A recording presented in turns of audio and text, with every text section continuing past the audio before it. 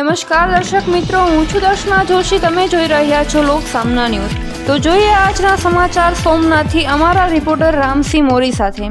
વડાપ્રધાન શ્રી નરેન્દ્રભાઈ મોદીની ગરિમામય ઉપસ્થિતિમાં 8 થી 11 દરમિયાન સોમનાથ સ્વાભિમાન પર્વની ભવ્યાતિ ભવ્ય ઉજવણી સોમનાથ ખાતે કરવામાં આવી રહી છે.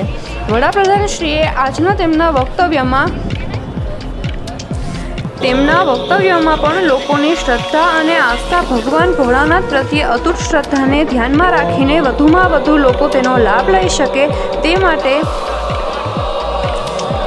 વડાપ્રધાન શ્રીએ આજના તેમના વક્તવ્યમાં પણ લોકોની શ્રદ્ધા અને આસ્થા અને ભગવાન ભોળાનાથ પ્રત્યેની અતૂટ શ્રદ્ધાને ધ્યાનમાં રાખીને વધુમાં વધુ લોકો તેનો લાભ લઈ શકે તે માટે ભાવ વ્યક્ત કર્યો હતો. લોકોની લાગણી અને માંગણીને ધ્યાનમાં રાખી અને આ પર્વની ઉજવણી તારીખ 15 જાન્યુઆરી સુધી લંબાવવાનો રાજ્ય સરકારે નિર્ણય કર્યો છે. પ્રવક્તા અને કૃષિ મંત્રી શ્રી જીતુભાઈ વાઘાણીએ આ અંગેની વિગતો આપતા જણાવ્યું હતું કે વડાપ્રધાન શ્રીની પ્રેરક ઉપસ્થિતિમાં સોમનાથમાં સોમનાથ સ્વાભિમાન પર્વની ઐતિહાસિક રીતે ઉજવણી થઈ રહી છે. આ પર્વ અનવ્યે શ્રીની પ્રેરક ઉપસ્થિતિમાં યોજાયેલી શૌર્ય યાત્રામાં 1 લાખ કરતાં વધુ લોકો સહભાગી થયા હતા અને ભગવાન શિવની ભક્તિમાં લોકો લીન થયા હતા. તારીખ 18 થી 11 જાન્યુઆરી સુધી જે રીતે કાર્યક્રમ યોજાયા હતા એ જ શૃંખલામાં તારીખ 15 જાન્યુઆરી સુધી આ અતૂટ શ્રદ્ધાના 1000 વર્ષની ઉજવણી કરવામાં આવશે, જેમાં સમગ્ર ભારત દેશમાંથી શ્રદ્ધાળુઓ સહભાગી થશે.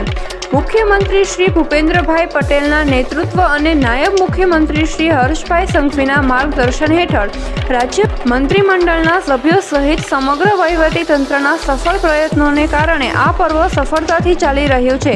ભક્તિમય વાતાવરણમાં શ્રદ્ધાળુઓને અનેકવિધ પરંપરાગત સાંસ્કૃતિક કાર્યક્રમોની વણઝાર સાથે રોશનીનો રોમાંચ પણ માણવા મળશે. આ પર્વ અનવ્યે વડાપ્રધાન શ્રીની ગરિમામય ઉપસ્થિતિમાં 72 કલાકનો અખંડ ઓમકારનાદ, 3000 ડ્રોનનો મેગા શો અને 108 અશ્વની શૌર્ય યાત્રા તેમજ વિવિધ રાજ્યોમાંથી સોમનાથ ખાતે પધારેલા કલાકારોની અનેકવિધ કૃતિઓ આકર્ષણનું કેન્દ્ર બની રહી હતી. ભારતીય સંસ્કૃતિના વારસા અને વિરાસતને પુનઃસ્થાપિત કરતા આ ધાર્મિક પ્રસંગને દેશભરમાં વધુમાં વધુ લોકો માણી શકે એ માટે તારીખ 15 જાન્યુઆરી સુધી આ પર્વ લંબાવવાનો રાજ્ય સરકારે નિર્ણય લીધો છે. તો ફરી